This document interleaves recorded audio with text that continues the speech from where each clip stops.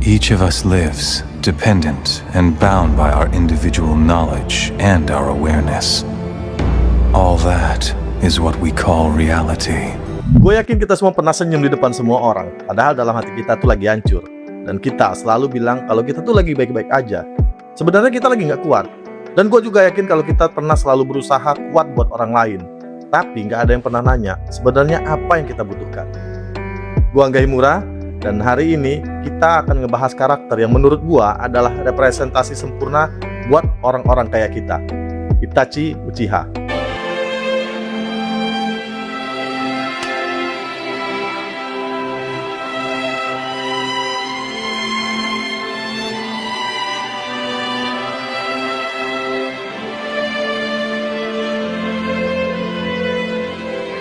Yuruse, Sasuke.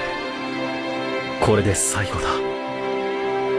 Nah, menurut gua dia ini adalah cermin buat orang-orang kayak kita yang menanggung beban sendirian, yang selalu berkorban tanpa ada orang yang tahu, yang pernah menghancurkan reputasinya demi kebaikan yang lebih besar. Di video ini gua nggak akan ngebahas seberapa kuat dan hebatnya Sharingan Itachi Uchiha.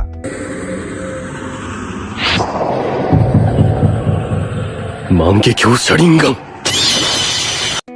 Gua mau ngebahas kenapa Itachi Uchiha itu adalah kita. Kita, orang-orang yang selalu melakukan pengorbanan tanpa pengakuan. Kita, orang-orang yang selalu menanggung beban hidup sendirian tanpa ada orang yang tahu. Dan selamat datang di Cerita Kamar Kos.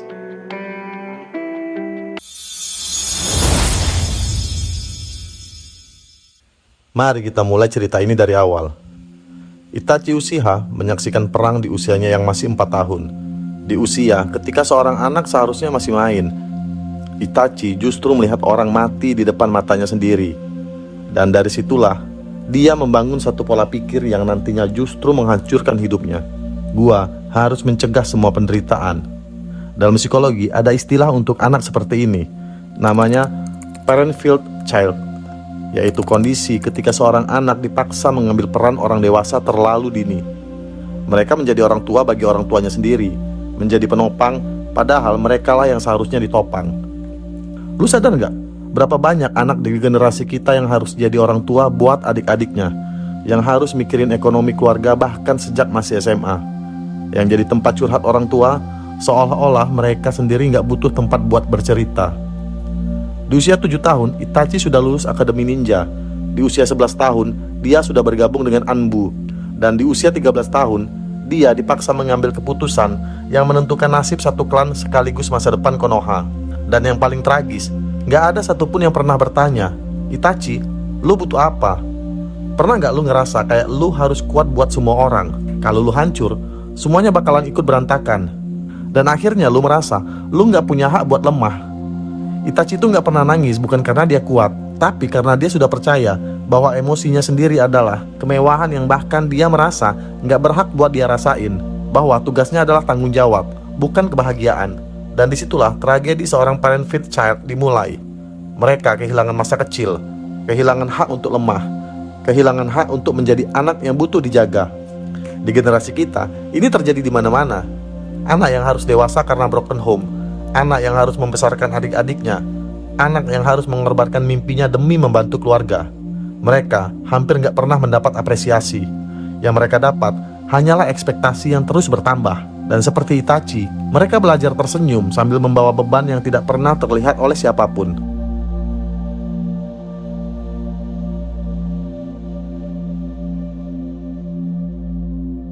Sekarang kita sampai di titik terendah, malam pembantaian klan Uchiha. Bayangin, lu dikasih pilihan seperti ini: bunuh keluarga lu sendiri, orang tua yang membesarkan lu, teman-teman masa kecil yang tumbuh bersama lu, tetangga yang dulu ngasih makanan waktu lu kecil, demi menyelamatkan ribuan orang lain yang bahkan gak pernah lu kenal. Atau biarkan perang saudara terjadi, yang akhirnya juga akan membunuh keluarga lu sendiri, sekaligus menghancurkan desa yang sudah berdiri selama puluhan tahun. Gak ada pilihan ketiga, gak ada jalan tengah, gak ada waktu buat berpikir. Lu harus memutuskan, sekarang juga. Dalam psikologi, kondisi seperti ini disebut moral injury. Ini jauh lebih dalam daripada sekedar trauma. Moral injury adalah kondisi ketika seseorang dipaksa melakukan sesuatu yang bertentangan dengan nilai moral paling mendasar yang dia miliki. Dan setelah itu, dia harus hidup bersama konsekuensinya seumur hidup tanpa bisa menceritakannya kepada siapapun. Itachi adalah anak yang paling mencintai perdamaian. Dia masuk Anbu bukan karena suka membunuh, justru karena dia ingin mencegah perang. Dia selalu percaya bahwa perdamaian adalah prioritas, tapi akhirnya dia dipaksa menjadi eksekutor, dipaksa membunuh kedua orang tuanya sendiri, dan dipaksa membunuh teman-teman masa kecilnya, satu persatu, sambil mereka bertanya dengan suara gemetar, "Kenapa Itachi? Kenapa kamu melakukan ini?" Dan dia nggak bisa menjawab apapun. Dia hanya bisa terus berjalan, sambil perlahan mati dari dalam. Pernah nggak lo berada di kondisi seperti itu, dipaksa untuk memilih antara mimpi yang sudah lo kejar bertahun-tahun, atau ekspektasi orang tua yang sudah mengorbankan segalanya buat lo? Antara kebahagiaan lo sendiri, atau tanggung jawab yang sudah lo pikul sejak kecil? Antara menjadi diri sendiri, atau menjadi apa yang dunia harapkan dari lo? Antara menyelamatkan kesehatan mental lo, atau menyelamatkan hubungan keluarga? Dan lo tahu apa yang paling kejam dari pilihan seperti itu? Apapun yang lo pilih, lo tetap akan salah di mata seseorang. Apapun keputusan yang lo ambil, akan selalu ada orang yang terluka. Dan lo harus hidup bersama rasa bersalah itu, bahkan ketika sebenarnya lo sudah memilih pilihan yang paling benar. Itachi membantai klannya bukan karena dia jahat. Dia melakukannya karena dia percaya, atau lebih tepatnya dipaksa percaya, bahwa itu adalah pilihan yang paling sedikit membawa kehancuran dari dua pilihan yang sama-sama salah. Tapi, pilihan yang paling sedikit salah tetap meninggalkan luka yang permanen di dalam jiwa. Moral injury adalah salah satu bentuk trauma yang paling sulit dipulihkan, bahkan seringkali lebih kompleks daripada PTSD. Karena PTSD berbicara tentang apa yang terjadi pada diri lo, sedangkan moral injury berbicara tentang apa yang terpaksa lo lakukan, tentang siapa diri lo akhirnya berubah menjadi. Dan lo nggak akan pernah bisa lari dari diri lo sendiri. Setiap kali lo melihat cermin, lo melihat seorang pembunuh. Setiap kali tidur, lo dihantui mimpi buruk. Sekarang coba tanya ke diri lo sendiri, berapa banyak dari kita yang pernah membuat keputusan yang benar menurut semua orang, tapi tetap membawa rasa bersalah seumur hidup? Lo sudah melakukan apa yang memang harus dilakukan, tapi merasa menjadi pengkhianat bagi diri lo sendiri. Yang terlihat sukses di mata dunia, tapi diam-diam merasa menjadi villain dalam cerita hidupnya sendiri. Itulah yang dirasakan Itachi setiap hari. Dan itulah yang juga dialami jutaan orang yang terjebak di dalam pilihan-pilihan yang mustahil. Tapi cerita Itachi nggak berhenti di malam pembantaian. Yang lebih tragis adalah dia harus hidup sebagai villain. Padahal dialah pahlawan yang menyelamatkan semuanya. Itachi rela dihancurkan reputasinya, rela dibenci oleh adik yang paling dia sayangi, satu-satunya keluarga yang masih tersisa. Rela menjadi musuh publik nomor satu di desanya sendiri. Rela diburu sebagai penjahat paling keji dalam sejarah Konoha. Kenapa? Supaya Sasuke punya alasan untuk menjadi kuat, supaya Sasuke punya motivasi untuk terus hidup, supaya desa tetap aman tanpa harus mengetahui konspirasi gelap yang hampir memicu perang, dan supaya nama klan Uchiha tetap dikenang dengan terhormat, meski dirinya sendiri harus menjadi sosok yang paling tercela. Dalam psikologi, ini disebut dengan invisible burden, beban yang lu tanggung tapi nggak ada yang tahu, nggak ada yang lihat, nggak ada yang menghargai. Dan ini adalah salah satu bentuk penderitaan yang paling merusak kesehatan mental, karena lu nggak bisa meluapkan beban itu. Lu nggak bisa cerita, lu nggak bisa minta empati, lu nggak bisa minta bantuan. Lu harus pura-pura semuanya baik-baik aja, padahal lu benar-benar hancur dari dalam. Pernah gak lu ngerasa kayak lu lagi bawa beban yang gak ada seorang pun ngerti, yang bahkan gak ada seorang pun sadar kalau beban itu ada? Pernah gak lu berkorban buat orang lain, mengorbankan waktu, mengorbankan tenaga, mengorbankan kesehatan mental, tapi yang lu dapat malah tuduhan egois, bahkan dianggap jahat? Pernah gak lu melakukan hal yang menurut hati lu benar, tapi justru membuat orang-orang yang paling lu sayang membenci lu? Itachi sakit parah, penyakitnya terus memburuk. Hari demi hari, dia benar-benar sedang sekarat secara perlahan. Dia batuk darah, dia menahan rasa sakit, tapi tetap menjalankan misi, tetap mengawasi Sasuke dari kejauhan meski tubuhnya sudah hampir menyerah, tetap menjaga desa meski nggak ada satupun orang yang tahu. Nggak ada yang tahu dia sakit, nggak ada yang tahu dia menderita, nggak ada yang pernah bertanya, "Itachi, apa lo baik-baik aja?" Karena semua orang terlalu sibuk membencinya. Kedengarannya familiar. Berapa banyak dari kita yang lagi sakit, baik secara fisik maupun mental, tapi tetap masuk kerja, tetap masuk kuliah, karena takut dianggap lemah, takut dianggap nggak profesional. Berapa banyak dari kita yang lagi depresi, tapi tetap ketawa, karena nggak mau dianggap drama, karena nggak mau jadi beban, karena merasa udah nggak ada lagi yang benar-benar peduli. Generasi kita adalah generasi yang paling pintar memakai topeng. Kita bisa senyum lebar di Instagram sambil hancur berkeping-keping di dalam. Kita bisa mengunggah pencapaian sambil merasa semuanya palsu. Kita bisa terlihat bahagia, terlihat sukses, terlihat punya segalanya, padahal sesungguhnya kita sedang berantakan.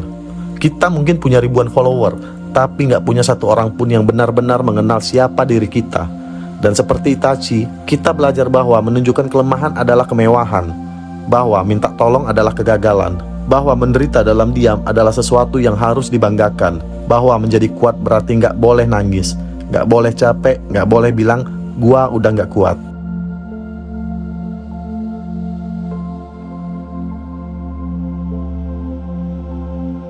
Sekarang, mari kita bahas sesuatu yang cukup kontroversial.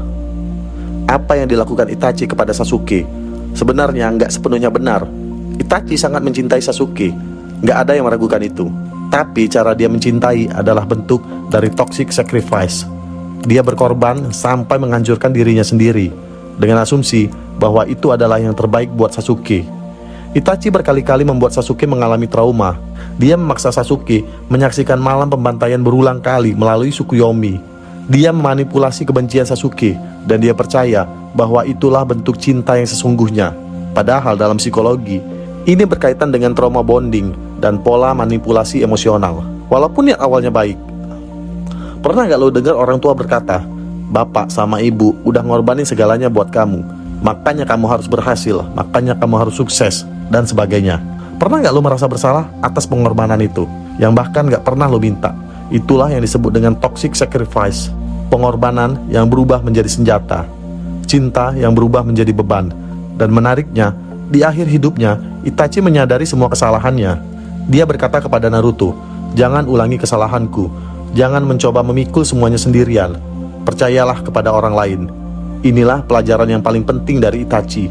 Berkorban demi orang lain memang mulia, tapi kalau pengorbanan itu sampai menghancurkan diri sendiri, kalau lu nggak melibatkan orang lain dalam keputusan, kalau lu merasa paling tahu apa yang terbaik buat mereka, tanpa pernah mendengar suara mereka, itu bukan lagi cinta, itu adalah kontrol, yang dibungkus atas nama pengorbanan. Coba kita lihat kehidupan di sekitar kita. Berapa banyak hubungan yang kelihatannya penuh pengorbanan, padahal sebenarnya toksik. Berapa banyak orang tua yang mengorbankan segalanya, tapi justru meninggalkan trauma buat anaknya. Berapa banyak persahabatan yang terlihat sangat tulus, padahal sebenarnya saling bergantung secara nggak sehat. Pengorbanan tanpa batas adalah penghancuran diri. Pengorbanan tanpa komunikasi adalah manipulasi. Dan pengorbanan yang dijadikan senjata rasa bersalah adalah bentuk emotional abuse. Tapi cerita Itachi nggak berakhir di tragedi.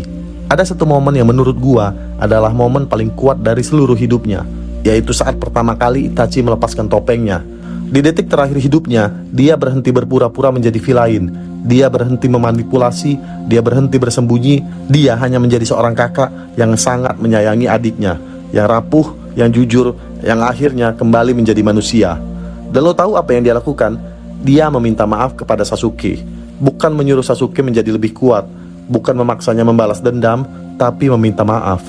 Dan menurut gua, inilah yang paling dibutuhkan generasi kita. Izin untuk rapuh, izin untuk bilang, gua nggak kuat. Izin untuk meminta bantuan, tanpa merasa bersalah.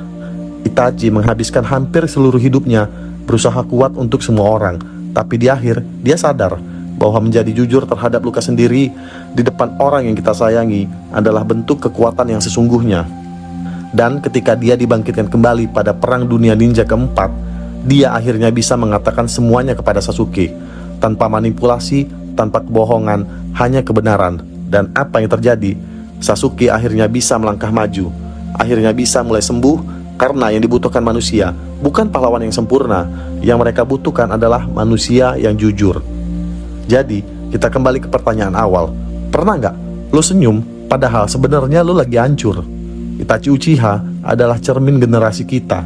Generasi yang terbiasa memikul beban sendirian, yang rela berkorban tanpa pengakuan, yang percaya bahwa menunjukkan kelemahan adalah kegagalan. Kita melihatnya setiap hari. Orang yang senyum di media sosial, tapi nangis sendirian di kamar. Orang yang mengunggah pencapaian, tapi merasa kosong. Orang yang terlihat sempurna, padahal diam-diam sedang runtuh. Kenapa? Karena kita diajarkan bahwa menjadi kuat berarti nggak boleh lemah, bahwa menjadi bertanggung jawab berarti nggak boleh kesulitan, bahwa pengorbanan harus dilakukan dalam diam. Tapi Itachi mengajarkan sesuatu yang berbeda. Menjadi kuat bukan berarti nggak pernah lemah. Menjadi bertanggung jawab bukan berarti nggak boleh meminta bantuan. Dan pengorbanan sejati bukan yang dipikul sendirian, melainkan yang dibagi bersama orang-orang yang peduli. Jadi ini adalah tantangan buat kita. Berhentilah pura-pura baik-baik aja kalau memang kita sebenarnya nggak baik-baik aja. Berhentilah memikul semua beban sendirian. Berhentilah mengorbankan diri sampai lo kehilangan diri sendiri. Mulailah jujur kepada orang-orang yang lo sayang. Mulailah meminta bantuan tanpa rasa bersalah. Mulailah membuat batas dalam setiap pengorbanan. Karena lo nggak harus menjadi Itachi yang menderita dalam diam. Lo nggak harus menjadi martir yang nggak pernah terlihat. Lo boleh lemah, lo boleh butuh bantuan, lo boleh menjadi manusia. Gua Angga, dan ingat, kekuatan sejati bukan tentang seberapa banyak beban yang bisa lo pikul sendirian, tapi tentang seberapa berani lo membaginya dengan orang-orang yang benar-benar peduli sama lo. Karena pada akhirnya, lo nggak harus menjadi hero yang sempurna. Lo cuma harus menjadi manusia yang jujur. Sampai jumpa di cerita kamar kos selanjutnya. Tetap santuy dan tetap jadi manusia biasa.